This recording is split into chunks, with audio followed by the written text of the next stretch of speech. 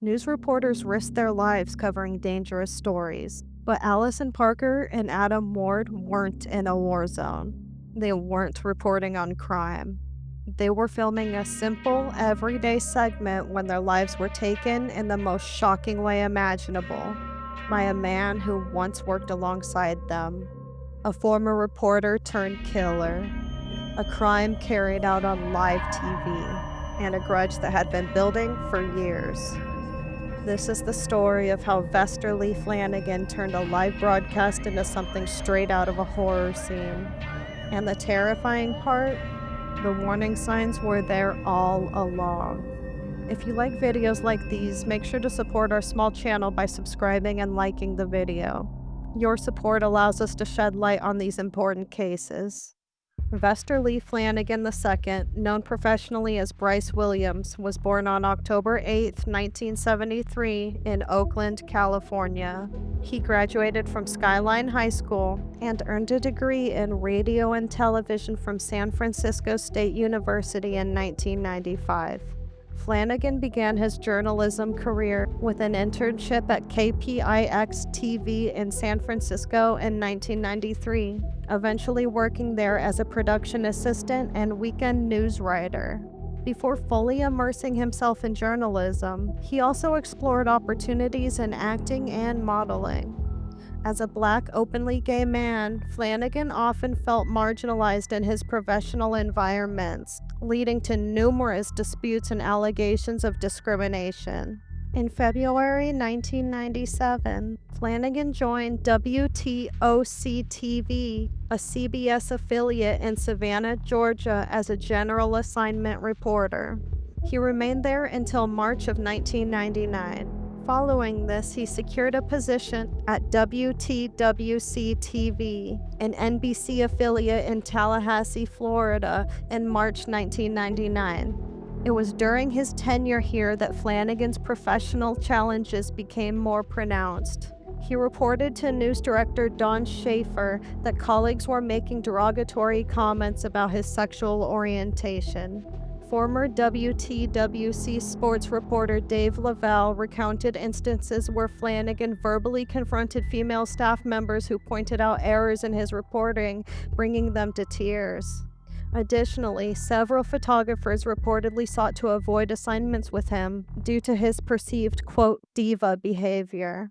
These interpersonal conflicts culminated in his dismissal from WTWC-TV in March 2000 for odd behavior. Subsequently, Flanagan filed a civil lawsuit against the station, alleging racial discrimination. The lawsuit was settled under undisclosed terms in January 2001.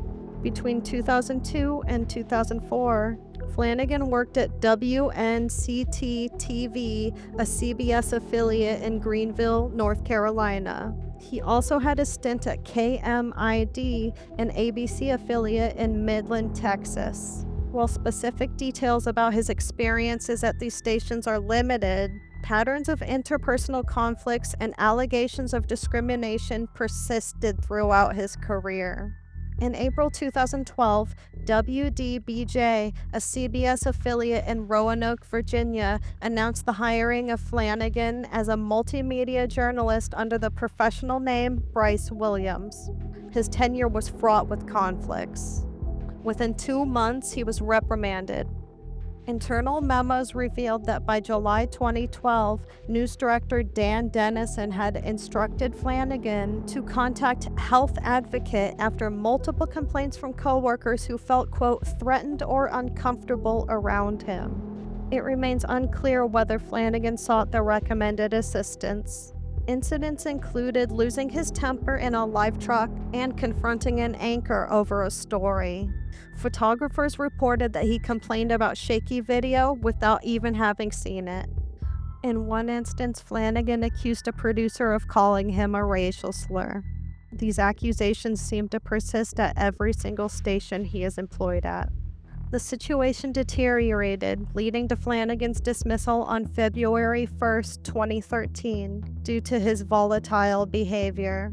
Upon receiving the termination notice, Flanagan reacted with anger and began lashing out at his former co-workers, prompting management to sequester staff in a secure room while law enforcement escorted him off the premises. Cameraman Adam Ward reportedly recorded this incident, and it was noted that he and Flanagan had a confrontation earlier that day.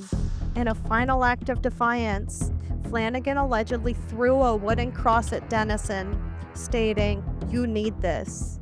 Following his termination, WDBJ provided security to its staff and advised them to contact authorities if Flanagan returned. Flanagan subsequently filed a complaint with the Equal Employment Opportunity Commission, or EEOC, alleging racial discrimination and claiming that a watermelon presented at the station was a racial slur directed against him. He reportedly named reporter Alison Parker in his grievance. The EEOC investigated but dismissed the complaint as unsubstantiated. After leaving WDBJ, Flanagan secured employment at a United Health Group call center. However, his interpersonal challenges persisted. In one instance, when a female colleague casually remarked on his quiet demeanor, Flanagan responded aggressively, warning her to never speak to him again. Neighbors in his apartment complex described him as arrogant and noted incidents where he threw cat feces at the homes of those with whom he had disputes. In a disturbing revelation from his suicide note, Flanagan admitted to killing 2 cats in a fit of rage following his firing from WDBJ. On the morning of August 26, 2015, Flanagan approached WDBJ reporter Alison Parker and cameraman Adam Ward during a live broadcast in Monada, Virginia. As Parker conducted an interview, Flanagan fatally shot both journalists, capturing the horrific act on his own recording device. Due to YouTube's terms and conditions, every version we try to upload of this video keeps being taken down. For the full uncut documentary, visit our Patreon at patreon.com/truecrimesymposium. Thanks for watching. The interviewee sustained injuries but survived. Following the shooting, Flanagan fled the scene, leading authorities on a tense hours-long manhunt. As news of the shocking attack spread, he took to social media, posting videos of the shooting from his own perspective, further horrifying the public.